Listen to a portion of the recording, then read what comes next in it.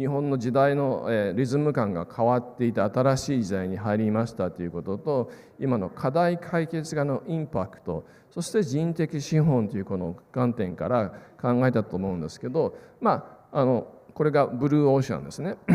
で実は日本というのはこの概念を立ち上げてるんです。この FOIP っていうのがあって、これはフリー&オープンインドパシフィック、太平洋とインド洋この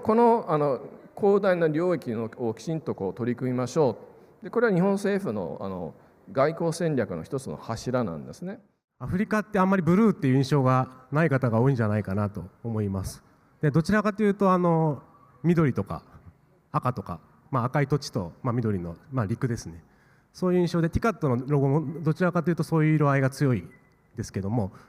アフリカ54カ国あって38ですかねの国は沿岸国だったり島国なんです。ですので、海に囲まれたり、海に縁がある国が多いっていうのは実はアフリカでございます。アフリカで皆日本の人、日本の会社、我々はビジネスなんでビジネスの方、ビジネスなくてもね NPO でいっぱい来てます。若い方も支援しながらですね、日本がやっぱりアフリカと仲良くしていくと、それは安全保障にもつながるし、やっぱり大きな国は政治的なやっぱり動きが多いので、アフリカは日本のですね信用は非常に高いです。いろいろヒアリングをしていく中でリゾートとしては活用ができるよみたいなお話をいただき、そうするとリゾートであれば先ほどご覧いただいた富士山、夕日、非常に強みになる。そして海、海が一番ですが、これが非常に強みになるということで、いろいろそのアイデアをいただきました。なので海業をですね振興したときに公民連携を使うということは、こういった民間のアイデアをいっぱいいただけるということなんで、そういう意味からいくとこれは民間のアイデアで土地の弱みが強みになったということになりますね。なのでこれは非常にメリットだというふうに考えます。例えば漁港を活用した漁船のクルージングとか、あるいは水産物の直売所、あるいは魚さばき体験、こういったようなすごくなんか子どもの時にやって楽しかったような体験とか、そういうのをやれるような場所に漁港をしていって、それが地域の活性化の拠点になっていくような、そんな取り組みを水産庁としても推進していきたいなというふうに考えています。本庁では魚食教育、魚食活動という独自の事業に取り組んでおります。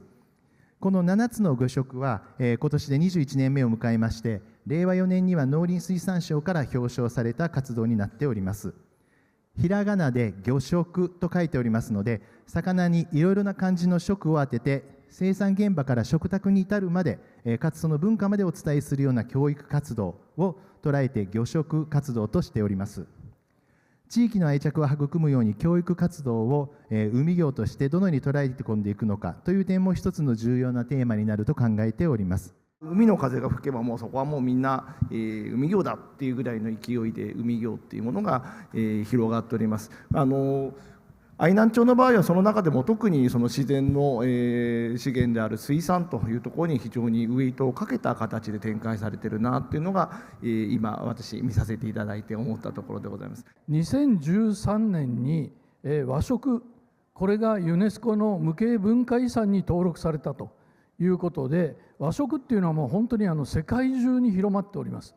もう世界中の人たちが魚を食べるようになってきてます。我々の、テーマとしては、おいしい魚をいつまでもというのがテーマになってますけども、その中では天然魚に頼るだけではなく、やっぱり養殖、これを進行していくっていうのが一つ大きなことというふうに考えているところでございます。完全養殖を2002年に近畿大学水産研究所は世界で初めて達成して、その後2007年以降はですね、育てた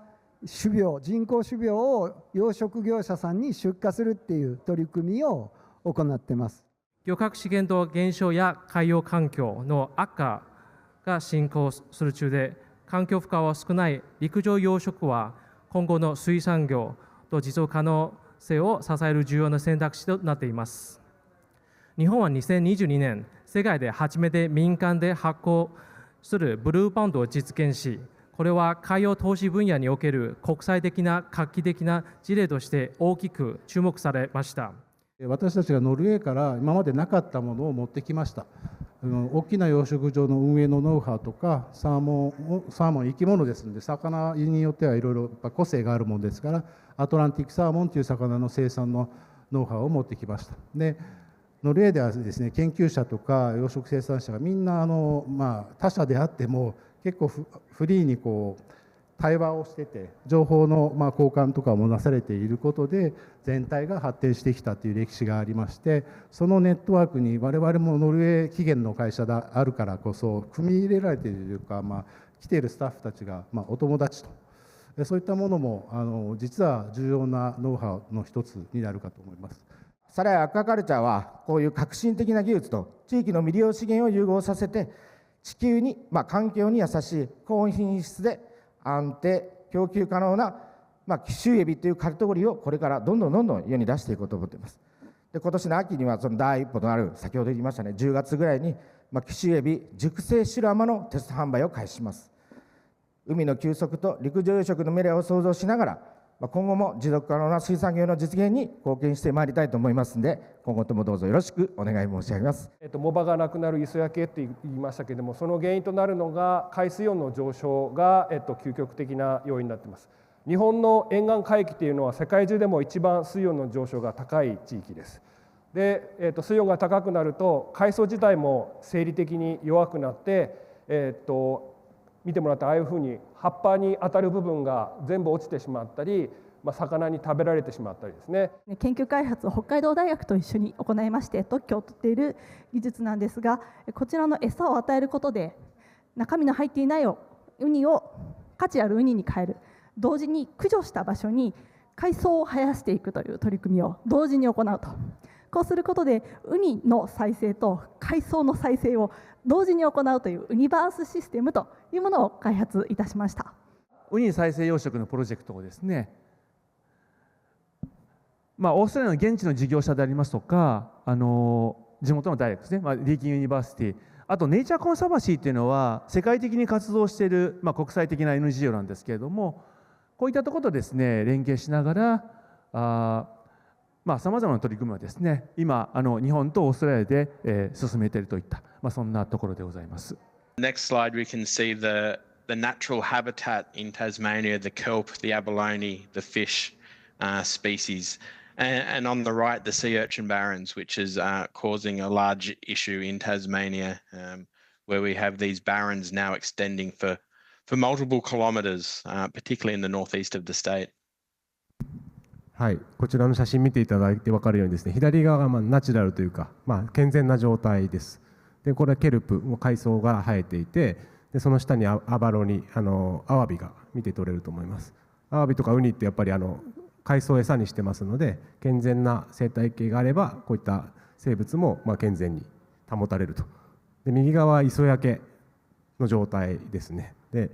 もう岩場にウニだけがいるような状態になっています。私たちは、この ASV と呼ばれるですね、小型無人ボート、これを使って少し発想を変えてですね、ちっちゃな船をたくさん使うことで海が見える化できるんじゃないかと、このように考えています。今私たちが開発している ASV 小型無人ボートのプロトタイプがこういう形をしています。これ全長3メートルに満たないぐらいの本当にちっちゃな船です。一番の特徴は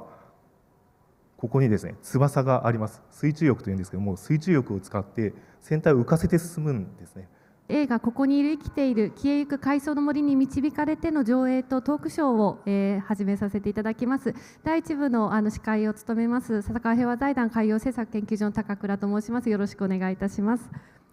現状を知れば知るほどですね、答えなんて一つもないというか、どんな専門家の方も誰も答えを知らない問いに今私たちは取り組んでいるんだということを感じたんですね。でその答えがないからこそ今自分たちがやっている取り組みですとか、今皆さんが研究者の皆さんがやっていただいている研究というのをいかに次の世代につないで、次の世代の人たちに引き続きこの環境や、この地球の状況をですね守っていただくかっていうことにかかっていると思うんです。ジャパンブルーエコノミー技術研究組合では研究成果をですね社会に実装するために現在はカーボンクレジットといったような少し難しい言葉ですけれども、そういったテーマに取り組んでいます。で港湾空港技術研究所の方では映画に出てきた実験水槽とか、あと現地の海での観測とかを通じてこの自然の海の基本的なメカニズムを解明する、あるいはどういった場所でどのぐらいの二酸化炭素が吸収されるかとか、そういった研究をしております。こういったいろんな方々が非常に関わる中で、やはりコストと費用というものが出てくるわけですね。